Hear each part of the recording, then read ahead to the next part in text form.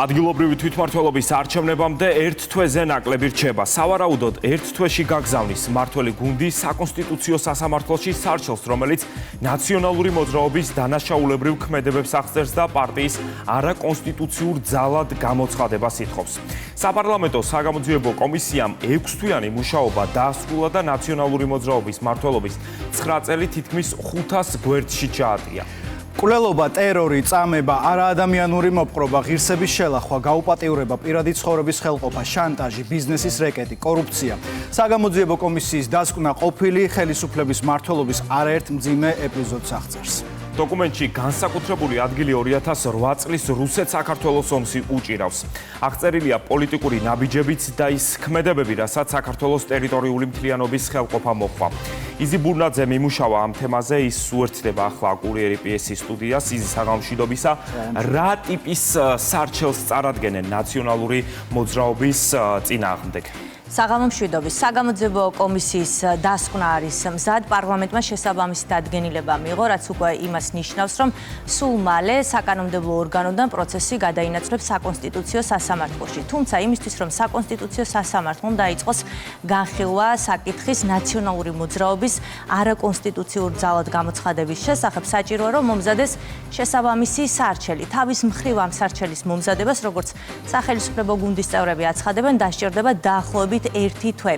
იმის მიუხედავად, რომ ევროპის პრაქტიკისთვის პოლიტიკური პარტიების აკრძალვის და საქმიანობის გაუქმება არის საკმაოდ ნაცნობი, საქართველოს შემთხვევაში ეს არის პრეცედენტი და შესაბამისად საინტერესოა, როგორ განვითარდება პროცესები. თუმცა საწყის ეტაპზე შეგვიძლია ვთქვათ ის, რომ მოსარჩელე მხარე მოითხოვს პარტიის საქმიანობის აკრძალვას, მისი იდეოლოგიისა და გადადგმული იმ დანაშაულებრივი ნაბიჯების გამო, რომელიც საგამოძიებო კომისიამ ჩაწერა საკუთარ დასკვნაში. თავის მხრივ კი საკონსტიტუციო სასამართლო მას შემდეგ, რაც დაარეგისტრირებს ამ სარჩელს, დაიწყებს ამ საკითხის განხილვას და სავარაუდოდ დაახლოებით 2 თვე დასჭირდება ამ პროცესსაც, რადგან საკონსტიტუციო სასამართლომ უნდა მოусმინოს როგორც მოსარჩელე, ისე მოპასუხე მხარებს, თუ კი რა თქმა უნდა ნაციონალური მოძრაობა ითანამშრომლებს ამ შემთხვევაში სასამართლოსთან.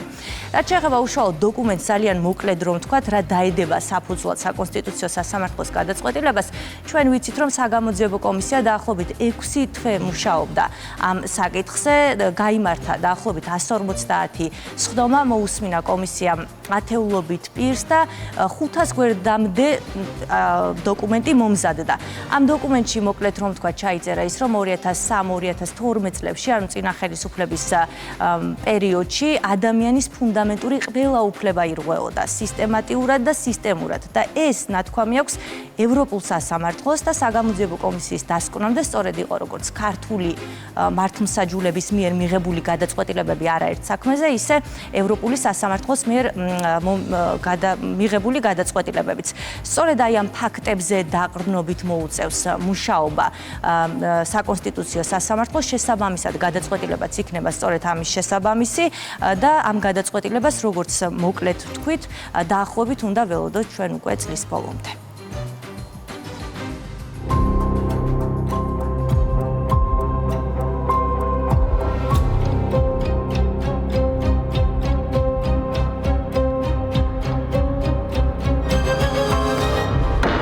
საკანონმდებლო ორგანო დადგენილებას იღებს. საგამოძიებო კომისია წინა ხელისუფლების 9 წლიანი რეჟიმის უმძიმეს ეპიზოდებს 460 გვერდზე წერს, თუმცა ფურცლები კიდევ ბევრს ვერ იტევს.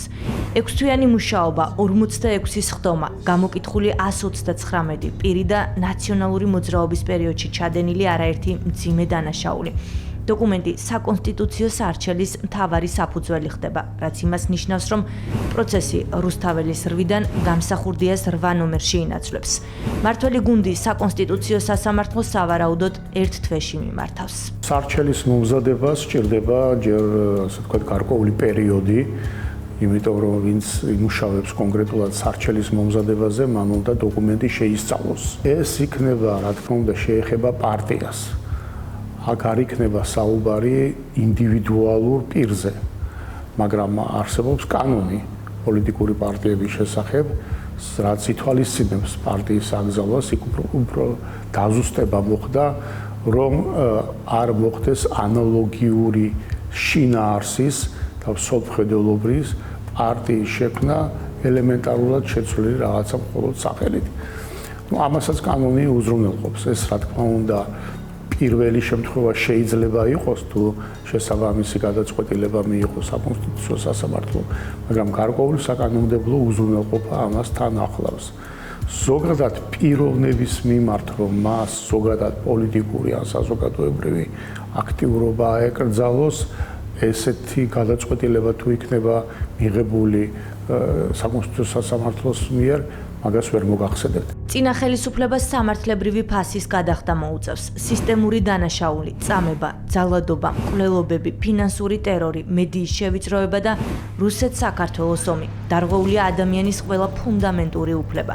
საგამოძიებო კომისიამ ნაციონალური მოძრაობის დანაშაულებრივი ქრონოლოგიით დაადგინა, რომ პოლიტიკური ძალა, რომელიც ქვეყანას 2003-2012 წლებში მართავდა, ძალადობრივი რეჟიმი იყო.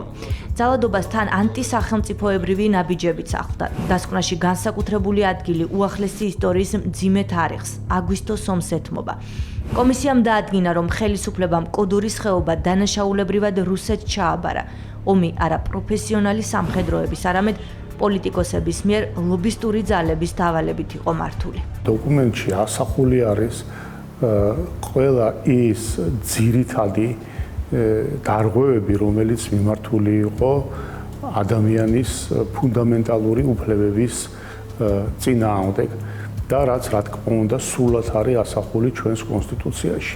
და ამავდროულად ამ დოკუმენტშიც სრულად არის დოკუმენტალურად არის ასახული კონკრეტული ადამიანების ჩვენებით, რომელიც არის უკვე სასამართლოს მიერ კანონიერ განაჩენში შესული, მათ შორის საერთაშორისო სასამართლოების მიერ, სტრასბურგის ადამიანის უფლებათა სასამართლოს მიერ, ნაციონალური მოძრაობის იდეოლოგია რომ და პოლიტიკური ქმედება განგრძობითია, ჩვენ ხედავთ ამასაც, იმიტომ რომ ეს არის პოლიტიკური პარტია, რომელიც ყოველი დამარცხებული არჩევნების შემდეგ იწყებს ქვეყანაში დემოკრატიული ინსტიტუტების და საკონსტიტუციო ინსტიტუტების საბოტაჟის და გრევის პოლიტიკას.